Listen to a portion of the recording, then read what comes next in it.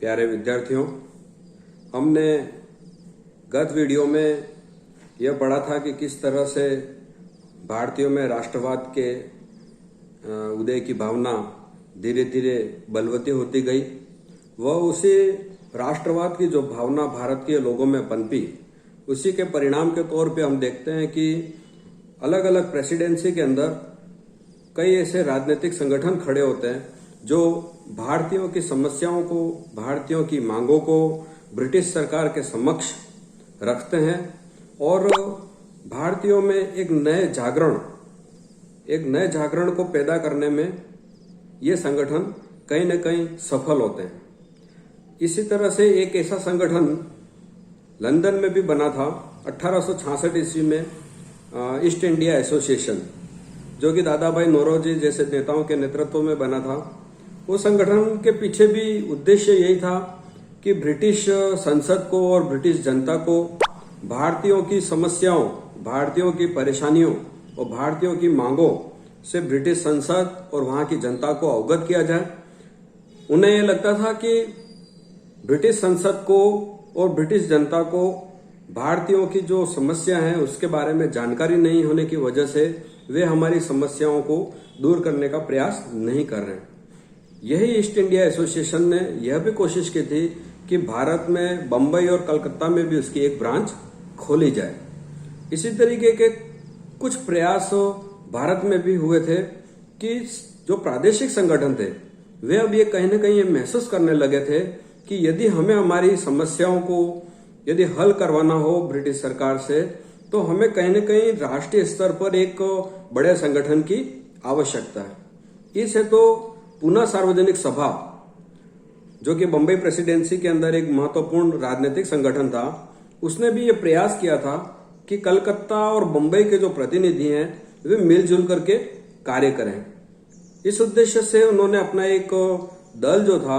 वो कलकत्ता भी भेजा था और वहां के सारे प्रतिनिधियों की एक सभा भी उन्होंने बुलाई थी और उनका ये प्रयास था कि सभी लोग मिलजुल करके एक ऐसा संगठन बनाए जिसके नेतृत्व में भारतीयों की समस्याओं, भारतीयों की मांगों को ब्रिटिश सत्ता के समक्ष रखा जाए। ऐसे ही प्रयास हम देखते हैं कि कुछ और संगठन भी करते हैं, जैसे कि बंबई प्रेसिडेंसी में तेलंग जी कलकत्ता इसी उद्देश्य से गए थे कि बंबई प्रेसिडेंसी और कलकत्ता प्रेसिडेंसी के जो प्रतिनिधि हैं या जो राजनीतिक संगठन के प्रतिनिधि हैं वे सब आपस में मिलें, साथ ही समाचार पत्रों का भी एक ऐसा संघ बने या सारे समाचार पत्र मिल करके एक ऐसा राष्ट्रीय समाचार पत्र भी निकालें जिसके माध्यम से भारतीयों की मांगों को, भारतीयों की परेशानियों को ब्रिटिश सरकार के समक्ष रखा जा सके। हम देखते हैं कि लॉर्ड लिटन की जो प्रतिक्रियावादी नीतियां थी, जिसके अंतर्गत कई उन्होंने ऐसे कार्य किए जिससे भारतीय लोगों में रोष पैदा हुआ और जिसमें हम देखते हैं कि 1878 का जो लाइसेंस कर था, फिर उसके बाद जो ब्रिटिश वस्तुएं, जो ब्रिटिश सूती कपड़ा मुख्य रूप से जो भारत में आता था, उस पर जो आयात कर लगा हुआ था वो उन्होंने हटा दिया था। वो इस उद्देश्य से उन्होंने हटाया था ताकि ब्रिटेन से आने वाली जो सूती कपड़ा है वो बहुत सस्ती दर में भारत में मिले। इन सारी घटनाओं से भारतीयों में जगह जगह रोष पनपा। वो उन्होंने ब्रिटिश सरकार के विरुद्ध पूरे देश में अलग अलग स्थानों पर प्रदर्शन भी किए। इसी तरीके से लॉर्ड रिपन के कार्यकाल में जो इल्बर्ट बिल विवाद हुआ, उसकी वजह से इल्बर्ट का जो अंतिम वर्ष था उसके कार्यकाल का 1884 ईस्वी, उसमें भी कई जगह जब रिपन भारत के जिस भागों में जाते थे वहां पर प्रदर्शन होते थे। तो ये इन सारी घटनाओं की वजह से भारत के जो प्रादेशिक संगठन थे या प्रेसिडेंसी नगरों में जो संगठन थे, उन्होंने और भारतीय लोगों ने ये महसूस किया कि अब पूरे भारत का एक ऐसा संगठन होना चाहिए जो कि अपनी समस्याओं को अंग्रेजी सरकार के समक्ष रख सके। ऐसा एक प्रयास जो कलकत्ता की इंडियन एसोसिएशन थी, जिसके की प्रमुख नेता आनंद मोहन बोस और सुरेंद्रनाथ बनर्जी थे, उसमें से सुरेंद्रनाथ बनर्जी ने एक इंडियन नेशनल कॉन्फ्रेंस के आयोजन की योजना बनाई थी और 1883 के दिसंबर के अंदर इंडियन नेशनल कॉन्फ्रेंस का आयोजन कलकत्ता में होता है, जिसमें पूरे भारत के प्रमुख नगरों से प्रतिनिधियों को बुलाया जाता है, अलग अलग राजनीतिक संगठनों के प्रतिनिधियों को बुलाया जाता है। और उसके पीछे कहीं ना कहीं उद्देश्य यही था कि राष्ट्रीय स्तर पर एक संगठन बनाए। और यह जो पहला अधिवेशन इंडियन नेशनल कॉन्फ्रेंस का हुआ था, उसके अध्यक्ष आनंद मोहन बोस को बनाया था। इसी तरह का एक और अधिवेशन उन्होंने दिसंबर 1885 ईस्वी के अंदर, जब क्रिसमस का सप्ताह चल रहा था, तब उन्होंने पुनः बुलाया था। और कोशिश यही थी कि एक ऐसी नेशनल पार्लियामेंट बने जिसके के नेतृत्व में भारतीय लोग अब एक संगठन के रूप में काम कर सकें और अपनी मांगों को अंग्रेजी सरकार के समक्ष रखें और उनको मनवा सकें। लेकिन इसी बीच अंग्रेजी सरकार को ये लगने लगा कि यह जो संगठन है, जो कि भारतीयों के द्वारा तैयार किया जा रहा है पूरे भारत में, क्यों न उसके एक विकल्प के तौर पर एक ऐसा संगठन बनाया जाए। और हम देखते हैं कि कुछ ही समय के बाद में एक ऐसा अखिल भारतीय संगठन बनता है जिसको कि हम भारतीय राष्ट्रीय कांग्रेस कहते हैं। इस संगठन की स्थापना के पीछे जो सबसे प्रमुख भूमिका थी वो थी A.O. ह्यूम की। व्योमेश चंद्र बनर्जी, जो कि जब ये राष्ट्रीय कांग्रेस संगठन बनेगा, उसका जो पहला अधिवेशन होता है और उसके जो अध्यक्ष होते हैं, पहले अध्यक्ष व्योमेश चंद्र बनर्जी, उनका ये कहना था कि ये जो अखिल भारतीय संगठन भारतीय राष्ट्रीय कांग्रेस जो बना था, उसके पीछे लॉर्ड डफरिन भारत में 1884 ईस्वी से 1888 ईस्वी के मध्य गवर्नर जनरल, या हम कह सकते हैं वायसराय के पद पर कार्यरत थे। तो व्योमेश चंद्र बनर्जी का यह कहना था कि ये भारतीय राष्ट्रीय कांग्रेस का जो गठन हुआ है, उसके पीछे डफरिन, जो लॉर्ड डफरिन जो गवर्नर जनरल हैं, उनका दिमाग है। उन्होंने ही ह्यूम को यह सलाह दी थी कि एक ऐसा संगठन बनाया जाए जिससे कि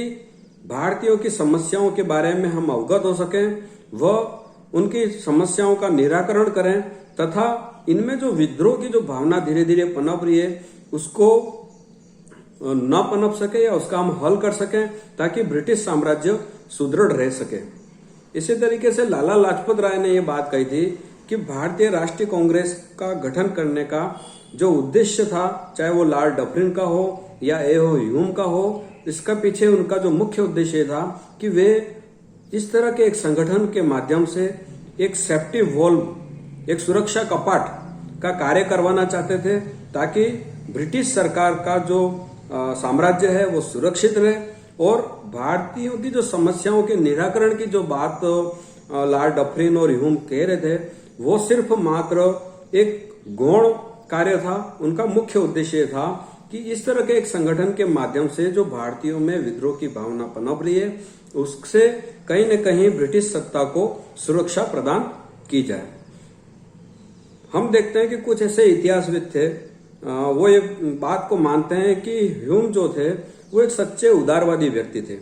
और उनके मन में कहीं न कहीं ये भावना थी कि भारतीय लोगों का एक संगठन होना चाहिए जिसके नेतृत्व में वे अपनी समस्याओं, अपनी मांगों को ब्रिटिश सरकार के समक्ष रखें। ऐसा हम देखते हैं कि उन्होंने कलकत्ता विश्वविद्यालय के स्नातक जो थे या कलकत्ता विश्वविद्यालय के जो विद्यार्थी थे, उनको एक बार उन्होंने पत्र लिखा था और उस पत्र के माध्यम से कहा था कि बिखरे हुए जो व्यक्ति हैं वो कितने भी योग्य क्यों न हो, कितने भी गुण संपन्न क्यों न हो, वह अकेले किसी कार्य को सफल नहीं बना सकते। आवश्यकता होती है एकता की, संगठन की और शक्ति की, जिसके माध्यम से आप अपनी बातों को पुरजोर तरीके से ब्रिटिश सत्ता के सामने रख सकते हैं। और एक चीज और है कि जो ह्यूम थे वे नहीं चाहते थे कि सुरेंद्रनाथ बनर्जी, जो कि सरकारी सेवा, जो सिविल सेवा में चयनित हुए थे और जिनको वहां से निकाला गया था, तो ऐसे एक पदच्युत जो सरकारी सेवक हैं सुरेंद्रनाथ बनर्जी, उनके नेतृत्व में कोई ऐसा संगठन भारत में खड़ा हो। और सुरेंद्रनाथ बनर्जी उस दिशा में एक कदम आगे बढ़ चुके थे। उन्होंने 1883 में एक इंडियन नेशनल कॉन्फ्रेंस करके सम्मेलन बुलाया था, 1885 में पुनः बुलाया था और इसी बात से डरते हुए A.O. ह्यूम का यह प्रयास था कि एक ऐसा संगठन हम बना दें जिसके माध्यम से भारतीय जनता का जो आक्रोश है या भारतीय जनता की जो मांगे हैं उसको ब्रिटिश सरकार के समक्ष रखें, वो भारतीयों के आक्रोश को हम दबा सकें। इससे ब्रिटिश साम्राज्य भी सुरक्षित रहेगा, भारतीयों की मांगे भी मान जाएंगी। और इसी सभी कारणों की वजह से भारत के अंदर एक ऐसा बड़ा संगठन खड़ा होता है जो कि जिसने कि इंडियन नेशनल कॉन्फ्रेंस उसको भी प्रछन्न करके उसके स्थान पर एक अखिल भारतीय संगठन जो कि भारतीय राष्ट्रीय कांग्रेस के नाम से जाना जाता है भारत में बना। और उसी के नेतृत्व में धीरे धीरे भारतीय लोग जुड़ते गए और भारत में एक नया स्वतंत्रता आंदोलन चला। इन सब के बारे में हम आगामी वीडियो में अध्ययन करेंगे।